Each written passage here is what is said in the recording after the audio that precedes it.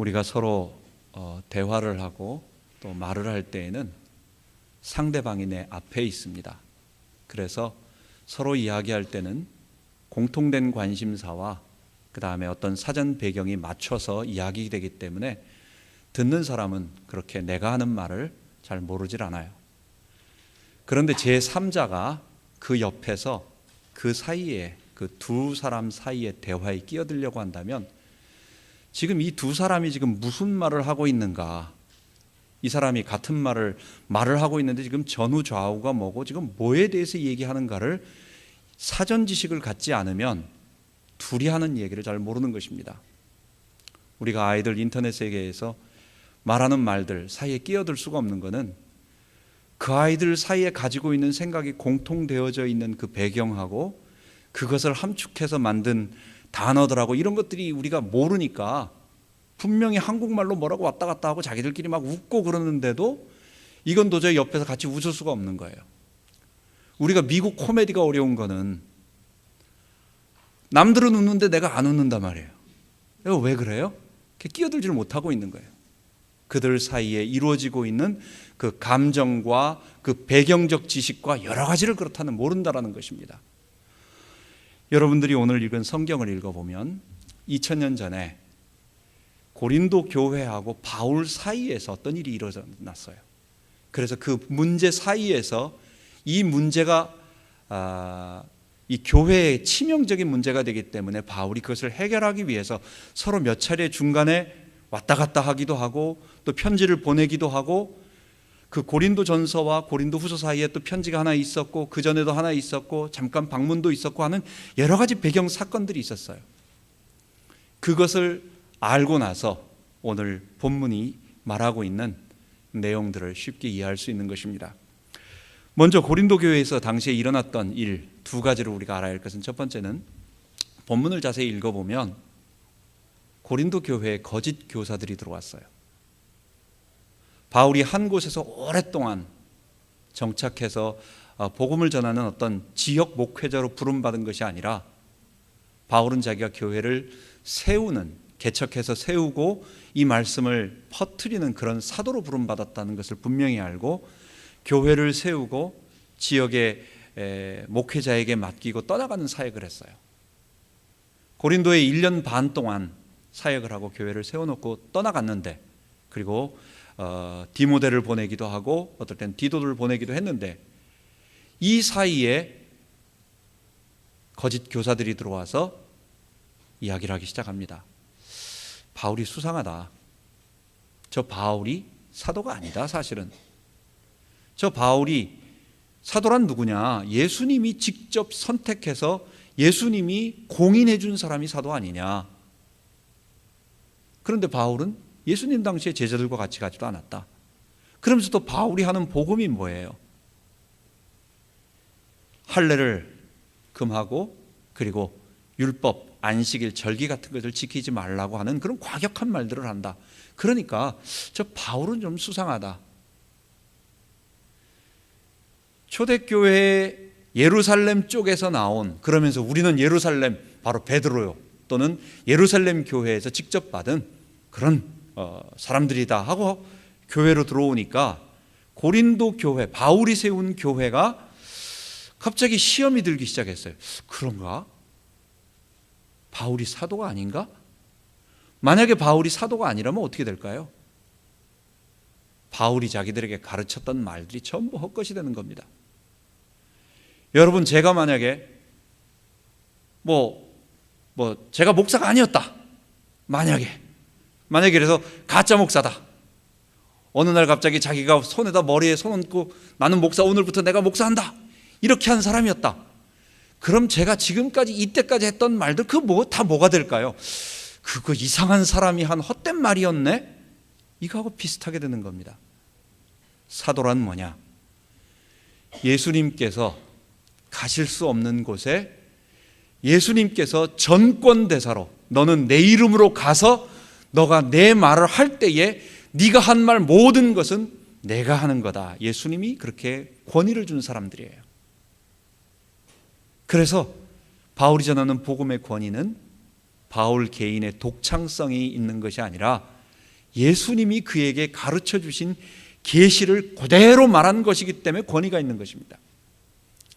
첫 번째, 고린도 교회 내에 들어와서 거짓 교사들이 계속 바울의 사도직을 갖다가 이렇게 틀렸다라고 이렇게 말을 함으로 말미암아 바울로부터 배웠던 십자가에 못 박히고 부활해서 우리가 그리스도와 연합되어 하나님 백성 된다라고 하는 이 십자가 복음을 믿던 성도들이 막 지금 헷갈리기 시작했어요. 그러면서 바울에게 예전처럼 말씀 듣는 것을 좀 꺼려하고 이상해하고 막 이러는 그런 상황이 벌어지기 시작했어요.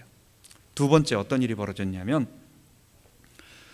그 일을 해결하기 위해서 본문을 자세히 읽어보면 그 일을 해결하기 위해서 바울이 아마 고린도전서 12장에 보면 내가 세 번째 너희에게 가기를 원한다라고 했은 것을 가만 보면 신학자들은 고린도전서, 즉 고린도 교회를 세우고 나서 고린도전서를 쓰고 나서 그 다음에 고린도후서 쓰기 전에 잠깐 다녀온 것 같아요. 왜냐, 일이 너무 복잡하게 번져가지고 이것을 해결하기 위해서 바울이 한번 방문을 했던 것 같습니다.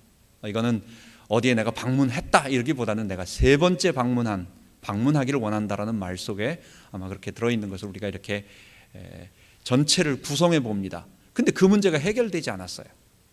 그래서 그건 참 가슴 아픈 방문이었어요. 가서 모욕을 당할 수도 있고, 바울이 직접 가서 그런 소리 하지 말아라, 어떻게 내가 전한 복음, 너희들을 가르치던 이 말씀이 헛된 거냐 라고 아무리 말해도 성도들에게 예전같이 그 말에 순복하지 않는 거예요.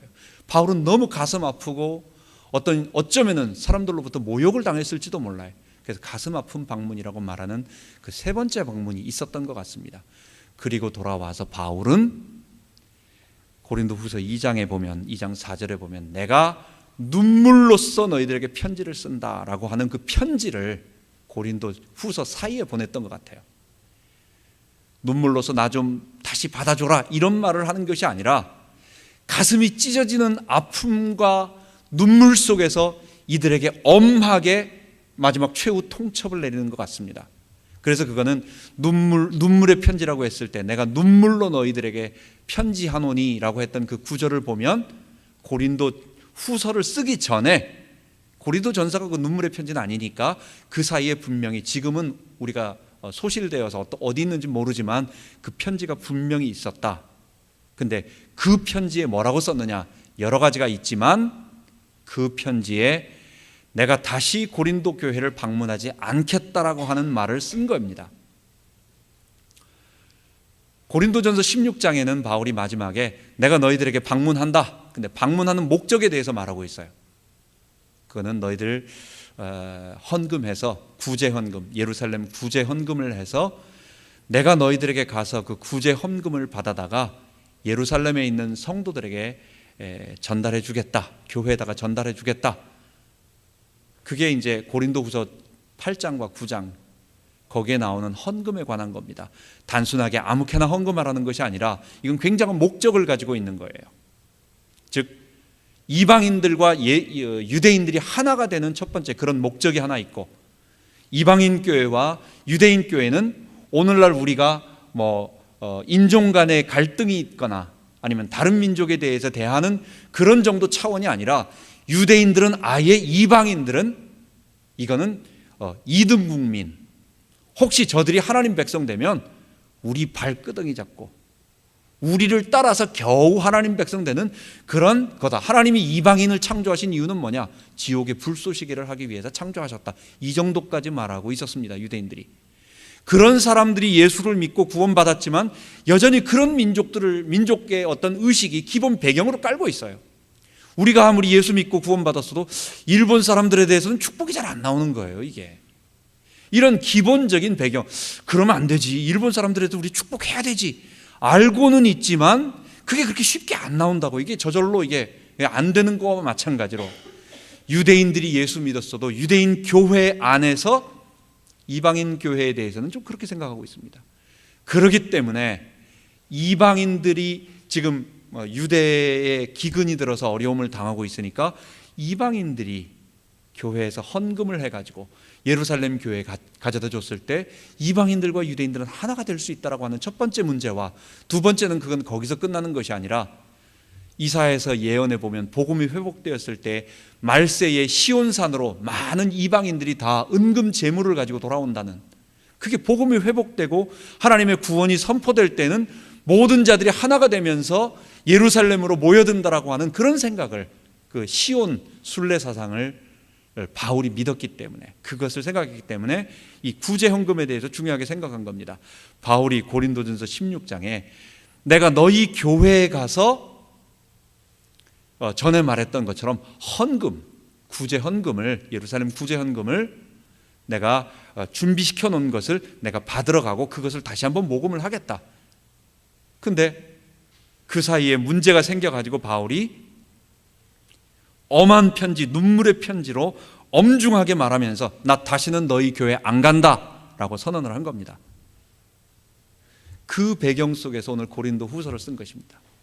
그랬더니 이제 그 엄한 편지를 듣고 나서 그들이 회개하고 다시 거짓 교사를 물리치고 그 다음에 고린도 교회가 다시 바울의 십자가 복음으로 들어온다라고 하는 기쁜 소식을 디도를 통해서 듣고 나서 고린도 후서를 쓰면서 오늘 1장부터 2장 중간에 자기들이 내가 왜 그때 그렇게 엄한 편지를 썼고, 그리고 그 엄한 편지에서 너에게 전에는 헌금에 대해서 얘기하면서 내가 가서 헌금을 모금한다고 했는데 다시 안 간다고 말했다, 그게 뭐냐라고 하는 것을 자기가 설명을 하고 있는 겁니다. 그러면서 말하기를 내가 언제 너희들 가운데 있을 때 육체적인 욕심을 따라서, 내가 육체의 욕심을 따라서 내가 이렇게 예라고 말하기도 하고 그랬다가 아니라고 확 순간순간 바꾼 적이 있느냐, 내가 언제는 기분이 좋아가지고 그래 해줄게 그렇게 하자라고 말했다가 기분 나쁘다고 해서 단순하게 그럼 하지 말지 뭐 이렇게 그냥 금방 확 바꾼 적이 있느냐.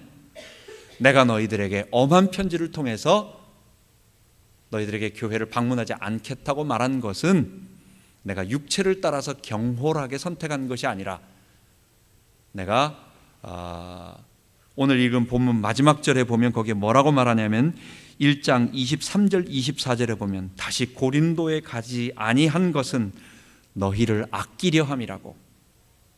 내가 너희 믿음을 주관하지 아니하고 너희 스스로 믿음 안에 굳게 설 수 있도록, 즉 내가 너희에게 가서 1번 이거 해라, 2번 저거 해라, 3번 저거 해라 라고 지시해서 너희들이 내 말에 이렇게 순종하는 그런 수동적인 신앙을 갖지 않고, 이제는 너희가 스스로 믿음으로 판단하고 너희 스스로 성인처럼 자발적인 결단에 의해서 그런 일을 할 수 있도록, 내가 너희들의 믿음을 주관하지 아니하고 너희 스스로 믿음에 굳게 서도록 하기 위해서 내가 안 간 거다. 내가 그때 기분 나빠서 그냥 안 간다라고 그런 것이 아니다라고 하는 말을 오늘 본문에, 그래서 예라고 하고 아니라고 하기도 하고 뭐 이런 말들이 거기에 들어가는 것입니다. 이런 이야기들은 그 당시에 바울과 고린도 교회 사이에서 이루어지고 있었던 어떤 사건에 대한 둘의 이야기이기 때문에 우리는 이 정도로 그냥 넘어가면 되겠고, 오늘 본문에서 우리가 알 수 있는 중요한 부분, 그게 20절과 22절입니다. 그 사이에서 바울이 이야기를 하면서 자기는 그래서 예라고 말했다가 또 갑자기 아니라고 말을 확 바꾸는 그런 사람이 아니었다 라고 말하면서 그 예를 예수님을 드는 거예요. 내가 너희들에게 증거했던 우리 하나님의 아들 예수 그리스도는 언제나 그분은 예라고 말씀하시면, 하나님이 이것을 하겠습니다 라고 또 하나님이 하시겠습니다 하면 예수님은 언제나 예라고 말씀하신 다음에 그 다음에 끝까지 그 예라고 하는, 예 제가 실행하겠습니다, 아니면 예 그 일 그대로 하죠 라고 말했을 때는 끝까지 그렇게 예수님은 그래 왔다라는 거예요.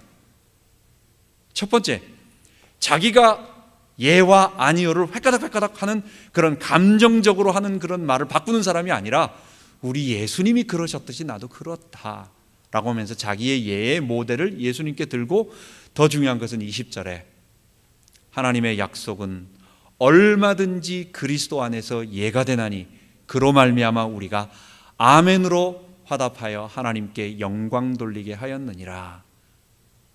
사실 이 말 때문에 저 앞에 말이 나온 게 아닌데, 바울이 사람들 사이에서 나는 그렇게 쉽게 이렇게 말을 바꾸는 사람이 아니다라고 하면서 그 증거로 예수님을 들다가 예수님 얘기가 나오니까 예수님에 대한 너무 중요한 이야기를 한 가지, 자기가 지금까지 말했던 복음의 내용을 다시 한번 섞어가지고 말해주는 거예요. 하나님의 약속은 얼마든지. 근데 이 얼마든지라는 말이 조금 앞뒤 문맥에서 우리가 탁 안 와닿아요. No matter how, 아무리 어떤 말이라 할지라도, 또는 영어 성경에는 all promise라고 말합니다. 하나님의 모든 약속은, 하나님께서 구약 성경에 우리들에게 주시겠다고 하신 모든 약속은 그리스도 안에서 예스가 되는 겁니다. 그건 뭐예요? 그리스도 안에서 실행이 되고 그리스도 안에서 참이 되는 겁니다. 바울이 이 말을 꺼내려고 한 건 아니었는데, 이야기하다가 자기가 예수님 얘기 나오니까 그 얘기 속에서 하고 싶은, 지금까지 자기가 전하고 싶었던, 어쩌면 후에 나올 3장부터 5장에 나오는 이야기의 핵심을 바울이 거기서 바로 전하는 거예요. 한마디로 함축해서 말하는 거예요. 예수 그리스도는 하나님 안에서 예스가 되는데, 하나님의 모든 약속, 우리에게 주시겠다고 하신 모든 약속은 그리스도 안에서 예스, 예가 된다라는 것입니다. 첫 번째, 우리가 그래서 여기서 우리가 좀 알아봐야 할 것은, 하나님께서 우리에게 무슨 약속을 해주셨나요? 하나님께서 우리에게 약속하신 그 모든 약속이라고 말하는데, 성경 뒤져보면 많아요. 여러 가지 많은 약속들이 있잖아요. 그런데 그 모든 약속들을 가지수로 정리한다면 얼마나 많겠어요? 그런데 그 모든 약속들을 종합해 본다면 하나로 말할 수 있어요. 그게 뭐냐? 내가 너의 하나님이 될 거다라고 하는 구원 약속이에요. 내가 함께 할 거다, 내가 올 거다, 내가 너희를 강하게 할 거다, 내가 너를 떠나지 아니할 거다, 내가 너를 큰 백성 만들어 줄 거다. 모든 약속들 따지고 본다면 그게 하나예요. 나는 너의 하나님이 되고 너희는 내 백성이 될 것이라. 내가 내 장막을 너희에게 세우리니 내 마음이 너희를 싫어하지 아니할 것이라. 나는 너희 중에 행하여 너희 하나님이 되고 너희는 내 백성이 되리라. 너희가 만일 내 말을 잘 듣고 내 언약을 지키면 너희는 내게 대하여 열국 중에서 내 소유가 되겠고 너희는 내게 대하여 제사장 나라가 되고 내 백성이 되리라. 우리는 하나님의 백성이 아니었어요. 우리 모두는 죄 가운데 빠져서 자기 주인 돼서 살아가는 사람들이었어요.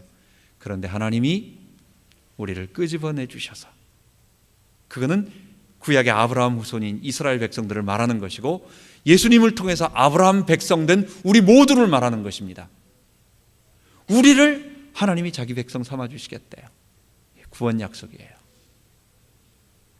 놀라운 하나님의 구원 약속은 그리스도 안에서 그게 실행된대요. 구원 약속을 세 가지로 나눠봤습니다. 첫 번째, 그게 하나님이 우리와 함께 하신다는, 함께 하시는 임마누엘 약속이라고 말할 수 있습니다. 주님이 내 안에, 주님이 나와 동행하시고, 그 창세기 5장의 그 수많은 그 기라성 같은 그 사람들이 있었지만도 그들도 다 가인의 후세처럼 범죄 가운데서 자기 주인 되어 살아가며, 자기 보기 좋아하는 사람들의, 하나님의 아들들이 언약을 가진 백성들조차도 자기 눈에 보암직도 하고 아름답다고 생각하는 그런 사람들을 쫓아서, 가인의 딸들을 쫓아서 언약을 버리고 범죄하는 그 시대에 하나님의 은혜로 하나님과 동행하는 사람들, 에녹이 있었고 노아가 있었습니다. 하나님이 함께 하시겠다는 거예요. 여러분, 축복 중에 가장 큰 축복이 무엇일까요? 하나님이 우리에게 구원해 주시겠다고 한 그 약속의 가장 중요한 핵심은, 구원받으면 나 이런 축복받아, 구원받으면 나 여러 가지 문제도 해결될 수 있어, 구원받으면 지금 여러 가지 어려움들이 있는데 잘 해결돼, 우리의 자녀도 잘 될 수 있어. 좋은 일들입니다. 부수적인 것들이지만 그것보다 더 중요한 거, 하나님이 나의 하나님이 되어주시고 하나님이 나를 떠나지 아니하신대요. 범죄한 인간과 함께할 수 없어 하나님은 내가 다시는 사람들과 함께하지 아니하리라고 창세기 6장 4절에 말씀하셨는데, 이제부터는 하나님이 우리 가운데 오셔서 영원토록 너희와 함께 하시겠다. 우리 가운데 함께 하시기 위해서 오신 분이 누구예요? 아들을 낳으리니 이름을 예수라 하라. 이는 저가 자기 백성을 저희 죄에서 구원할 자이심이라. 이름을 예수의 이름 속에는 구원이란 뜻이 있어요. 근데 그 이전에 예수님이 하시는 그 예수님에 대한 의미를 또 하나 말하고 있어요. 임마누엘, 이는 하나님이 우리와 함께 하심이라. 여러분, 모든 약속 중에 가장 큰 약속, 하나님이 우리와 함께 하신다는 약속은 그리스도 안에서 이루어지는 것입니다. 다른 데서 이루어질 수 않아요. 내가 착한 행실을 한다고, 내가 하나님께 많이 바친다고, 내가 하나님 앞에 열심히 노력한다고, 아니면 내가 하나님 앞에 지극정성을 바친다고. 정성 바치는 것은 우리는 너무 은혜로 예수를 믿기 때문에 우리보다 불교 신자들이 훨씬 더 정성은 뛰어납니다. 옛날에 제가 한국에 있을 때 저희 교회에 어떤 완전 불교 신자 하나가 예수를 믿겠다고 저희 교회에 왔어요. 제가 전도한 건 아닌데 어쨌든 왔어요.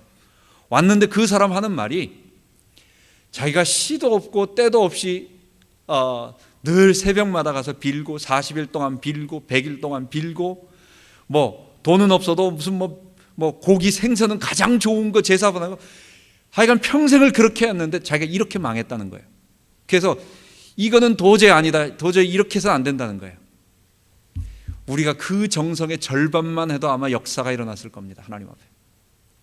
우리가 정성으로 예수 믿는 것이 아닙니다.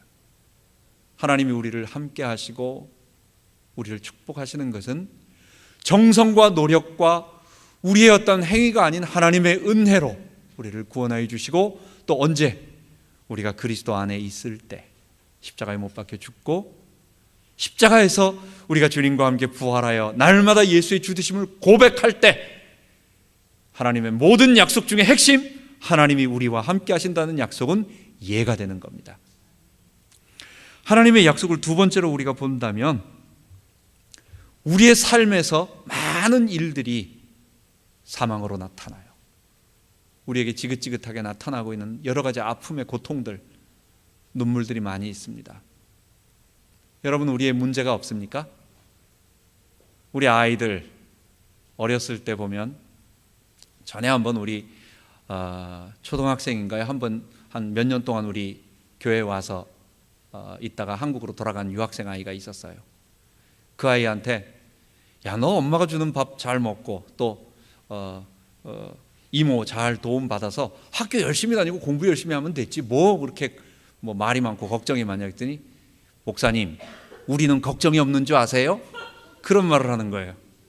지가 걱정이 있으면 얼마나 있겠다고. 아니 목사님, 뭐 우리는 걱정이 없는 줄 아세요? 뭐 이렇게 말을 하더라고요. 가만 생각해 보면 우리 어렸을 때부터 지금까지 걱정 없이 살아온 게 없어요. 왜? 문제가 너무 많으니까. 어른 되면 해결될 것 같다고 생각을 하는데, 어른 되면 그때의 문제는 없어졌어요. 그때 문제는 없어졌는데 더 다른 문제들이 얼마나 많은지 몰라. 또 다른 문제들이, 어렸을 때는 내 문제 해결하기 위해서 내가 이제 취직을 하고 뭐 직장을 다니고 결혼을 하고 그거 다 해결하고 좀 어느 정도 이제 겨우 오니까 그 다음에는 이제 애들 어떻게 키우나, 얘들이 언제 자라나, 얘들이 언제 장가 가나, 얘들이 그 다음에 뭐 취직해서 밥이나 먹고 사나부터 시작해서 좀 있으면은 애들이 아이를, 손자를 낳는데 손자는 어떻게 될 건가부터 시작해서 끝도 없는 거예요. 그게 다 사망의 다가오는 흔적들, 사망의 고통들을 내가 미리 알고 아니까 우리는 그것을 어쩔 수 없이 막아내고자 하는, 그것을 두려워하고 염려하는 사망의 고통들입니다. 여러분, 하나님이 우리와 함께 하시면 하나님이 우리의 하나님이라는 증거로 우리 속에 있는 이 죄의 사망으로부터 우리를 건져내 주세요. 내 말을 듣고 또 나 보내신 이를 믿는 자는 생명을 얻었고 사망에서 생명으로 옮겼느니라 말씀하십니다. 여러분, 우리가 이 다음에 죽어서 영원한 생명, 부활한 모습으로 얻게 될 수도 있습니다만, 그 이전에 지금 우리가 있는 곳에 저절로 우리에게 계속 우리가 막지 못하고 다가오고 있던, 나도 알지 못하던 사망의 세력들, 죄로부터 다가오는 사망의 이 아픔들과 흔적들이 주 예수 이름을 믿으면, 주 예수 안에 거하면, 그리스도 안에 있을 때 하나님께서 함께 하신다는 약속이 생명으로 우리에게 나타나는 것입니다. 여러분, 생명이 뭐예요? 에덴 동산에서 아담이 가졌던 생명이 뭐예요? 딴 거 아니에요. 하나님이 그와 함께 하셨던 거예요. 그래서 생명이라고 하는 것은 하나님이 함께 하심이고, 죽음이라고 하는 것은 하나님께서 떠나셔서 인간이 자기 스스로 자기의 힘을 가지고 자기 주인 돼서 살아가는 그 결과들의 흔적들, 하나님과 분리를 사망이라고 말하는 것입니다. 하나님과 분리된 사망이 맨 마지막에는 어떻게 되겠어요?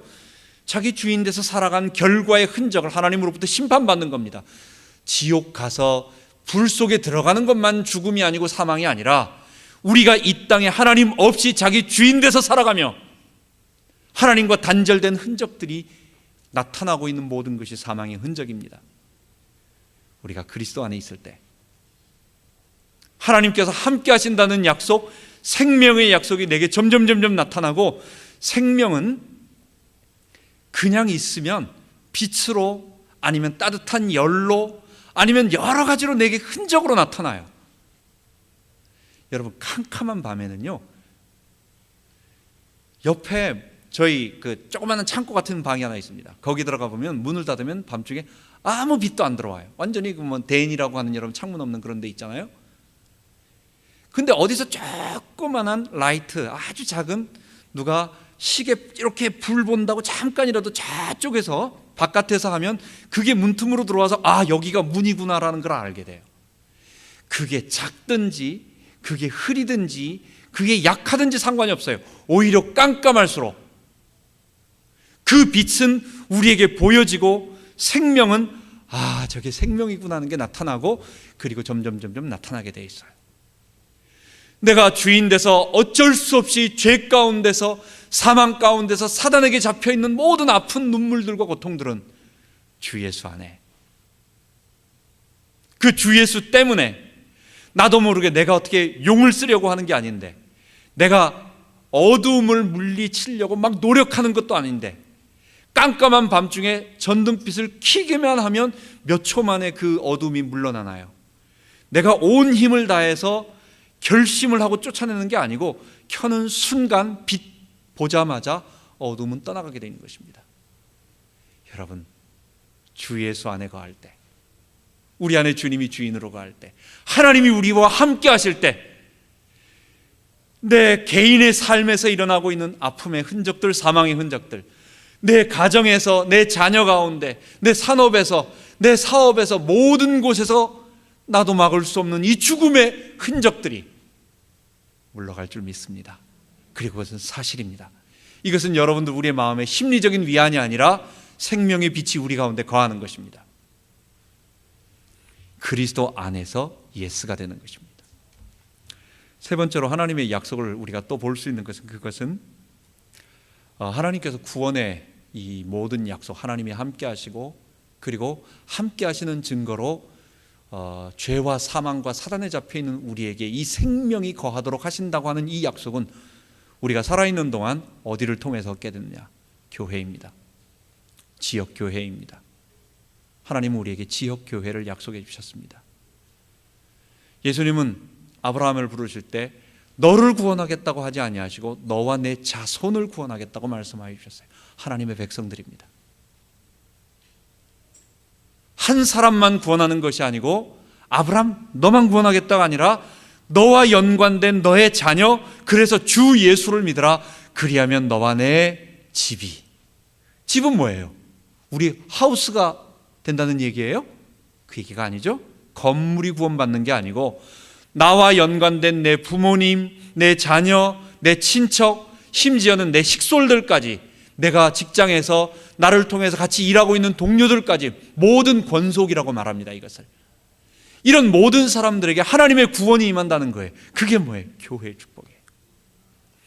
여러분, 절대로 교회의 축복을 우습게 여기거나 간과해서는 안 되겠습니다. 우리는 내 개인에게 주시는 축복을 좋아합니다. 그래서 그것을 붙잡습니다. 그리고 교회의 축복이라고 하는 것은 그냥 당연하게, 그냥 있으면 좋고 뭐 그런가 보다 정도로 생각합니다. 아, 목사님이니까 교회 나오라고 하나 보다, 이 정도로 생각을 합니다. 그렇지 않아요. 제가요, 로마서를 읽고 정말 제 가슴에 불이 터지고 나서 두 가지로 결론을 내리게 됐어요. 그 두 가지 결론이 뭐냐? 첫 번째, 십자가에 못 박힌 예수 그리스도께서 바로 우리의 주님이셨다라는 거예요. 우리의 주님, 십자가에 못 박힌 주님이, 그분이 죄의 본질이 내가 주인 돼서, 내가 왕이 돼서 내가 하나님으로 살아가는 것인데, 그 모든 것을 이제는 내가 죄를 회개한다라고 하는 것은 그렇게 살지 아니하고 내가 무릎 꿇고 주님을, 예수님 앞에 섬긴다는 거예요. 예수님을 나의 주님으로, 내가 주인이 아니라 예수를 주님으로 섬긴다는 거예요. 그리고 그것조차도 나의 주님 하면 내 어떤 호신용, 나를 도와주는 어떤 겨우 보디가드 정도로 생각할까 봐, 그게 아니라 우리들의 주님이었다라고 하는, 그래서 예수 그리스도 우리 주님이었습니다. 두 번째가 뭔지 아세요? 그분이 남기신 교회였어요. 그게 우리 주님의 교회였어요. 우리 주님의 교회, 거기에는 교회가 포인트가 있는 겁니다. 교회. 그래서 예수를 주님이라고 고백하는 사람들은 주님이 남기신 교회 공동체 안에 거하면서, 그 안에 거하면서 하나님 말씀을 거하고 하나님 말씀을 배우고 거기서 말씀을 공급받고, 그게 예수님 몸에 붙어 있는 거예요. 물론 영적으로 우리는 모두 다 예수님의 성령에 거해서 우리가 혼자 무인도에 떨어져 있거나 난파해 가지고 어디 무인도에 가 있거나, 아니면 저 공산권이나 이슬람권에서 공개 모임을 가질 수 없어서 지하에서 이불 뒤집어 쓰고 모임 갖는다면 거기에도 주님이 함께 하시고 우리 교회예요, 교회. 그러나 그런 것이 아무것도 없는 이런 곳에서는 지역교회의 주님께서 사람들을 모으셔서 목회자를 통하여 하나님의 말씀을 전달해 주시고, 또 다른 쪽으로 하나님께서 은사가 있는 분들을 세우셔서 또 목회자가 할 수 없는 부분들을 도와주시고, 그래서 서로 하나가 되어서 이 주님의 교회를 계속 이루어 나가며, 이 교회가 점점 이 세상을 하나님 나라로 이루어간다. 여러분, 그게 주님이 지상 명령으로 말씀하신 거예요.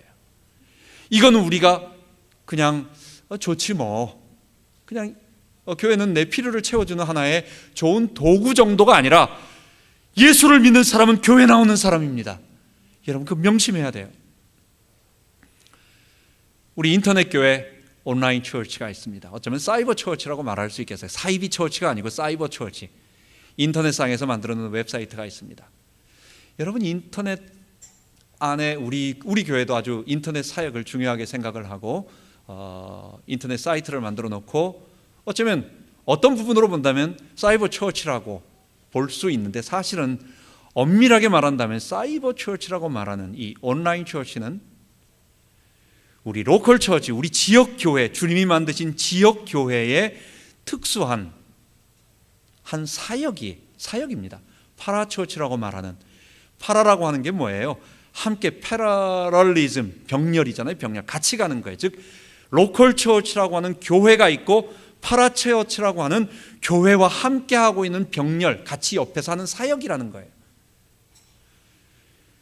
인터넷 처치라고 말하는 사이버 처치는 지역 교회가 아닙니다. 교회가 아닙니다. 그거는 지역 교회가 담당하는 하나의 사역이에요. 교회는 뭐 하는 곳이냐?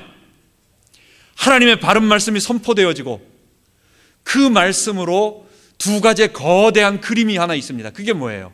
주님께서 말씀하신 세례와 성찬을 통해서 십자가와 부활을 붙잡고, 그것을 모델로 우리가 분명하게 선언하고, 우리가 날마다 성례를 실제로 시행을 하는 겁니다. 그리고 그것의 의미를 아는 거예요. 날마다 십자가에 못 박히고 부활에 동참하는 거예요. 그리고 나서 권징이라고 하는 것이 있습니다. 권징이라고 하는 것은 이거는 우리가 권선징악, 여러분 권선징악이 뭐죠? 선은 권하고 악은 징벌한다 해서 그걸 권선징악이라고 말해요. 이걸 줄여가지고 권징입니다. 다른 말로 말한다면 성경 기록 디모데후서 3장 16절 17절에 보면 모든 성경은 하나님의 감동으로 된 것으로 해서 성경에 대해서 말하고 있어요. 교훈과 책망과 바르게 함과 의로 교육하기에 유익하니, 하나님의 바른 계시의 말씀, 십자가에서 우리 주님이 날 위해 죽으시고 죄인이 그 예수를 믿을 때 구원 얻는다라고 하는 이 구원의 진리는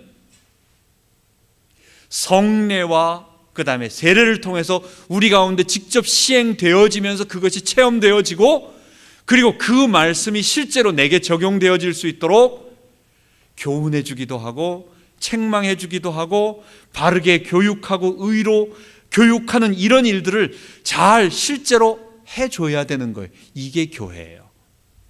만약 그런 일이 없다면, 만약 그런 일이 되어지지 않는다면 그거는 교회가 되는 것이 아닙니다. 사이버 교회에서는 하나님의 말씀을 선포하는 일만 되어지는 것이지, 그 사역의 한 부분만 감당하는 것이지, 그래서 하나의 사역이지 그게 교회가 될 수 없는 것입니다. 모든 성도는 자기가 출석할 수 있는 곳에 가까운 지역교회에 동참해서 그곳 목사님을 통해서 말씀을 받고 성도들과 교제를 나누며, 그러며 그 십자가와 부활, 세례와 성찬을 통해서 날마다 그것을 이해하고 동참하고, 그리고 바르게 함과 의로 교육하기에 하나님 말씀으로 배워서 성장해야 하는 것입니다. 이게 주님께서 명령하신 것이고 그게 지역교회의 축복입니다. 하나님은 이 세 가지를 어디를 통해서? 그리스도를 통해서 우리에게 주셨어요. 그 모든 것이 그리스도 안에서 이루어지는 것입니다. 두 번째로 우리는 이것을 20절에 보면 두 번째, 그로 말미암아 우리가 아멘하여 하나님께 영광을 돌리는데요. 아멘이라는 말 여러분들 많이 우리가 했을 것입니다. 아멘이 무슨 뜻입니까? 아멘은 히브리어를 그대로 발음한 것입니다. 히브리어예요. 히브리어로 직접 아멘이라고 합니다. 아멘은 진실로 그렇습니다, 참으로 그렇습니다, 또 확실히 그렇습니다, 분명히 그렇습니다라고 하는 동의와 긍정의 표현입니다. 예수님께서 설교를 하실 때 분명히 이런 말을 하죠. 내가 진실로 너희에게 이르노니, 내가 분명히 말하노니. 하나님께서 이전에 말씀하셨는데 그 말을 내가 정말 다시 한번 말한다 할 때 진실로라는 말이 아멘, 아멘이에요. 그래서 하나님께서 우리에게 구원 주시겠다고 약속하신 그 약속, 그게 뭐예요? 아까 말한 함께 하셔서 하나님의 함께함으로 말미암아 사망의 권세들이 점점 물러나고 하나님의 생명이 내게 가득 차겠다라고 하는 이 약속, 그리고 그것을 눈에 보이지 않는 천상교회에서 우리가 죽어서 아니면 부활해서 나중에 얻는 것이 아니라 지금 이 자리에 맛보면서 점점 변화되어가는 축복을 얻게 하겠다라고 하는 것은 누구를 통해서? 그리스도 안에서. 그리스도 안에서는 예수의 십자가와 부활에 못 박혀서 지역교회 안에서 있을 때 이루어집니다 라고 하는 것을 우리는 예수를 믿을 때, 예수 안에 있을 때 정말 체험하게 됩니다. 그래서 맞아요, 정말 그렇습니다, 예수님 안에 거하니까 주님이 하신 모든 약속이 정말 이루어졌어요, 이걸 우리는 히브리어로 아멘 그러는 겁니다. 그러니까 하나님이 내가 약속한 그 약속이 그리스도 안에 이루어졌으니까 그걸 네가 고백하는구나, 그래서 하나님이 영광 받으시는 거예요. 마지막으로 세 번째는 22절에 보면 하나님께서 우리를 그리스도 안에서 견고케 하시고 보증으로 성령을 주셨느니라, 이렇게 말하고 있습니다. 여러분, 보증으로 성령을 주셨다는 말이 뭐예요? 영어 성경에 보면 as a deposit guaranteeing what is to come, 이렇게 말하고 있습니다. 다가올 것들, 이루어질 것들을 보장하는 디파짓으로서, 이렇게 말하는 게 보증이 디파짓이에요. 여러분, 우리 시큐리티 디파짓이라는 말 알죠? 우리가 아파트 렌트 같은 거에 들어갈 때에 거기서 요구하는 게 있습니다.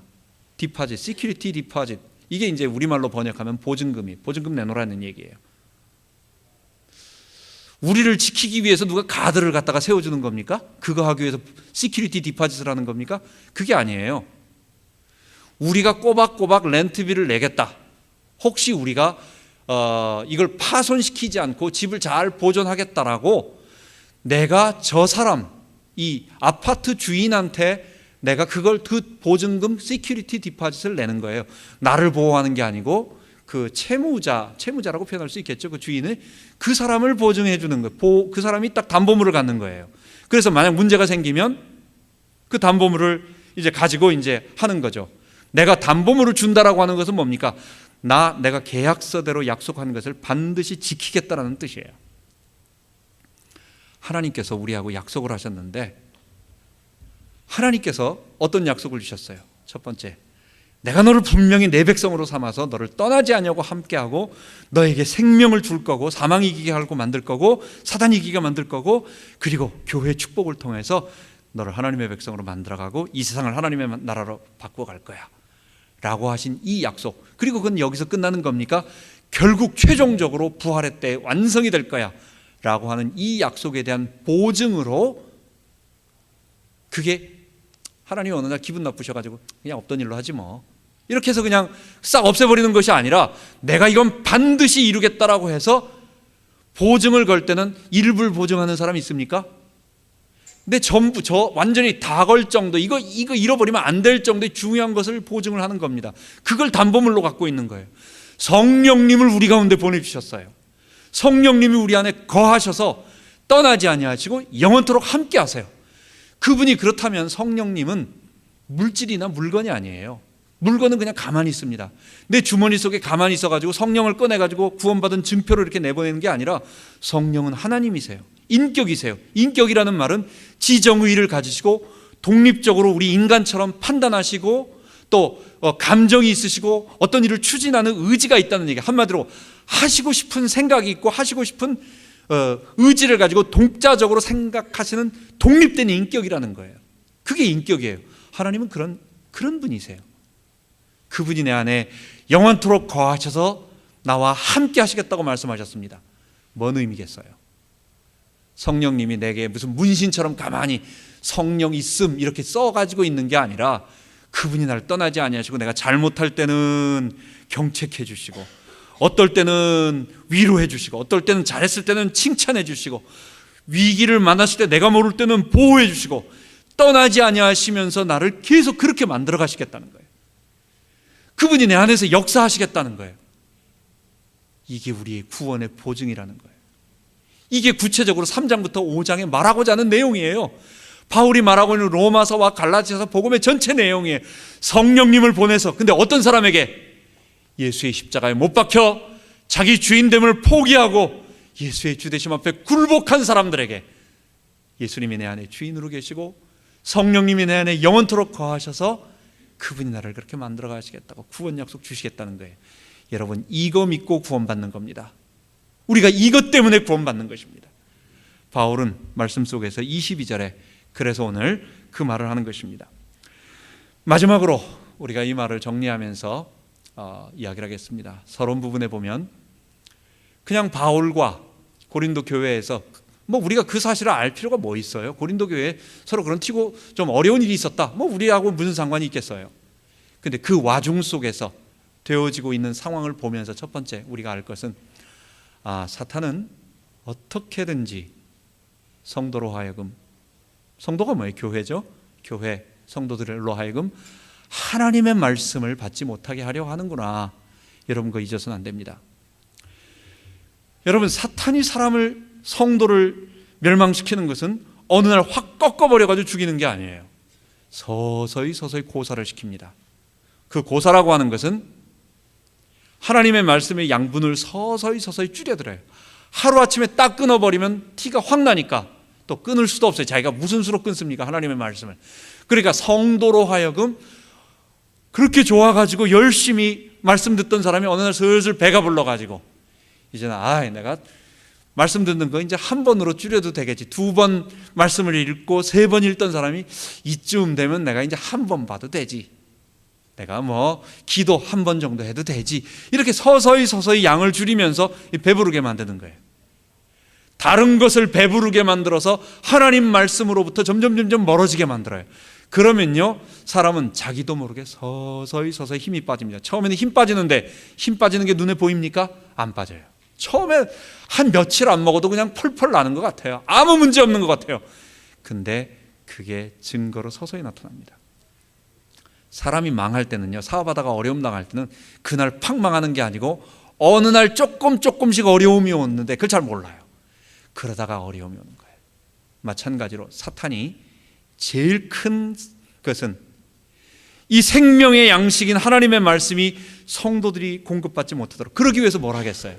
결국은 교회 안에 일들을 일으켜서 성도들 사이에 문제를 일으키기도 하고 목회자에 대한 어떤 신뢰를 무너뜨리기도 하고 또 목사님이 실수하기도 하고, 아니면 목사님이 실수 안 했는데 성도들이 오해하기도 만들고, 하여간 여러 가지, 또 이것도 저것도 아닌데 성도가 어느 날 기분이 나빠져가지고 갑자기 또 뭐 하기도 하고, 온갖 것을 가지고 결국은 하나예요. 하나님 말씀이 점점 시시해지는 거예요. 하나님 말씀이 시시해지기 시작하면 그 다음부터 내게 서서히 죽음의, 사단의 세력이, 이 죽음의 흔적들이, 사망의 일들이 일어난다는 것을 분명히 알아야 되겠습니다. 첫 번째, 고린도 교회 상황을 통해서 우리 알 것 첫 번째 것입니다. 두 번째, 그렇게 어려운 가운데 있는데도 바울은 거기서 그들을 갖다가 이렇게 이렇게 하려고 하지 않고 그들에게 예수님의 십자가 복음을 전했다는 겁니다. 고린도 교회 성도들하고 우리 성도들하고 차이가 없습니다. 똑같습니다. 오늘날 우리가 당하고 있는 문제들, 수많은 문제들, 고린도 교인들도 똑같이 있을 거예요. 뭐 좋은 차를 타고 다니느냐, 오늘 차 타고 다니는데 내 차는 금방 차에 스면 어떡하나, 뭐 이런 차에 대한 걱정, 그 사람들은 없었을 거예요. 그죠? 그렇지만 결국 본질적으로 따지고 본다면 다 먹는 문제, 어떻게 오늘 내일 먹을 것이냐, 내가 다음에 내일 하루 나가서 끼니를 해결할 수 있을 것이냐, 우리 애들 문제 어떻게 할 것이냐, 내 몸 아픈데 어떻게 될 거냐, 미래 어떻게 될 거냐, 본질 똑같은 거예요. 고린도 교인들도 다 그 문제에 시급해하면서 어려워하면서 왔을 거예요. 근데 바울은 거기에다가 위로 주면서, 등 두들겨 주면서 이런 말 하지 않고, 얼마나 바울이 좀 철면피 깔은 것 같아요. 이 사람들은 딴 거 원하지 않아요. 이 사람들은 와서 나 좀 위로해 주세요. 나 지금 이런 문제 있는데 이 문제 좀 해결해 주세요. 나 이렇게 하면 이거 될까요? 나 누구 만나면 될까요? 우리 애 어떻게 될까요? 다 이런 문제로 솔직히 처음에 교회 뭐 때문에 나옵니까? 그것 때문에 나오는 거예요. 대부분 그거 아닌 것 때문에 나온 사람은 하늘이 낸 사람이고, 대부분 다 문제 생겨가지고 절간에 가서 다 바치고 나서 안 되니까 교회 나오는 거예요. 맨 마지막에 어려워서 교회 나오는 거예요. 왜? 교회는 안 바쳐도 되니까. 여러분, 그런데 바울은 그들에게 딴 얘기하지 않냐고 예수 안에 있는 축복 믿으라고. 그리스도 안에 있으면 하나님께서 주시겠다고 한 구원 약속을 우리에게 주신다고, 딴 얘기 안 하고 그거 얘기하는 거예요. 여러분, 앞으로 우리 정말 이 말 속에 들어있는 그 비밀을 체험해야 돼요. 우리의 만 가지 문제들이 다 그 안에서 풀려요. 다른 데 있지 않아요. 나는 이거 해결하기 위해서 이렇게 해결해 줬으면 좋을 것 같은데, 여러분 그거 대답해 주면요, 또 다른 거 생기고 또 다른 거 생기고 안 돼요. 그리스도 안에 거하세요. 십자가에 못 박히고 예수님을 주 되심으로 고백하고 그의 부활에 동참해 보세요. 그러면요, 하나님이 함께 하셔서 내게 사망의 세력들이 물러나는 축복을 얻게 됩니다. 이 축복을 우리 체험하자고요. 기도하겠습니다.